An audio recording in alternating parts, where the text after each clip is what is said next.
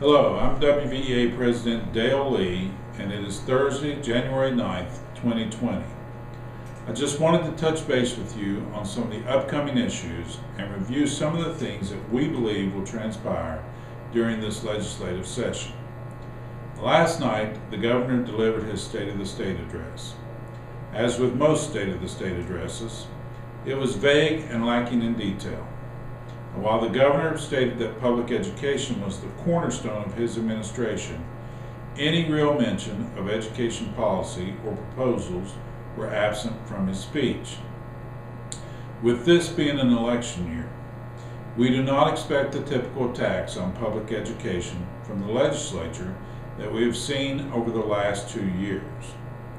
But we may very well see the continued push for education savings accounts or vouchers. This time, we believe they will come with the title of tuition tax credits to make it sound more appealing. We have also heard that sick leave accumulation may be on their agenda. One of the topics that you will be hearing about is the reduction of the manufacturing inventory tax. This tax represents another reduction in the business taxes and will hit public services, police, firemen, public schools, and courts particularly hard.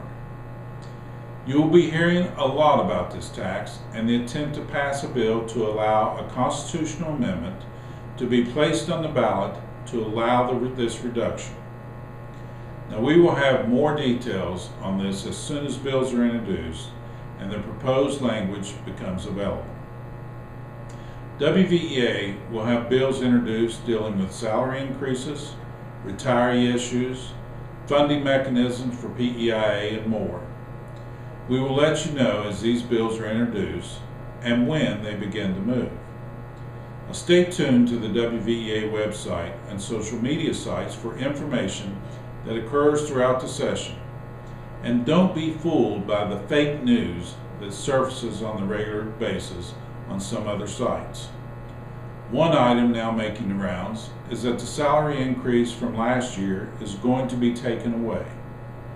Now, obviously, that is not true, but once those false statements are posted, they seem to travel much faster than the truth.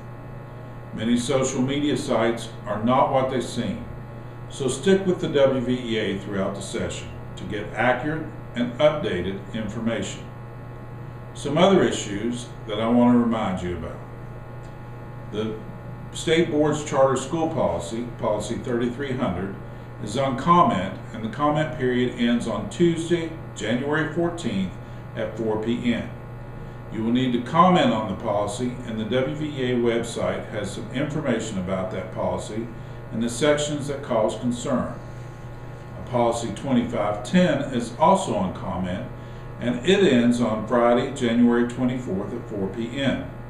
This revision of 2510 has some changes to the graduation requirements and a poor definition of what is contained in lesson plans.